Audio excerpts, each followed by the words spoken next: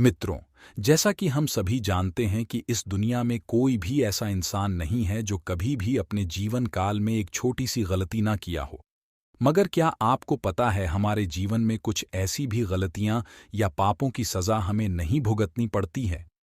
हमारे जीवन काल में कुछ ऐसे पल आते हैं जिस समय में हम यदि कोई गलती है पाप करते हैं, जाने अनजाने में तो हमें उसकी सज़ा नहीं मिलती है। तो चलिए जानते हैं हमारे जीवन में ऐसी कौन का ऐसा समय आता है जो उस समय किए हुए पाप या गलतियों की सज़ा हमें नहीं भुगतनी पड़ती है।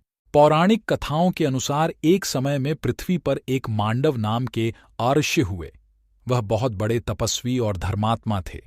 एक दिन उनके आश्रम की ओर कुछ लोग भागते हुए उनकी ओर आ रहे थे और वे लोग आर्ष्य से शरण मांगने लगे।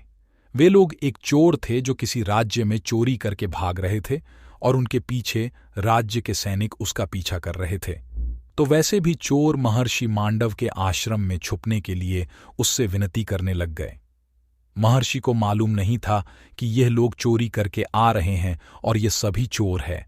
महर्षि ने उनकी विनती सुनकर उसे छुपने के लिए उसे अपने आश्रम दे दिया।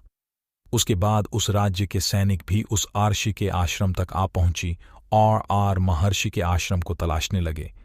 लेकिन सभी चोर अपना लुटे हुए धन उसी आश्रम में छुपाकर भाग चुके थे और जब सैनिकों को वह लुटे हुए धन ऋषि का आश्रम से मिला, तुझसे निकलो उस आर्षि को चोर का साथी मानकर राजा के दरबार में ले गया।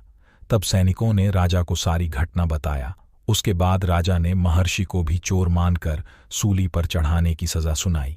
जब महर्षि को सूली पर चढ़ाई गई तो उसकी मृत्यु नहीं हुई, मगर उसे दर्द और पीड़ा सहनी पड़ी।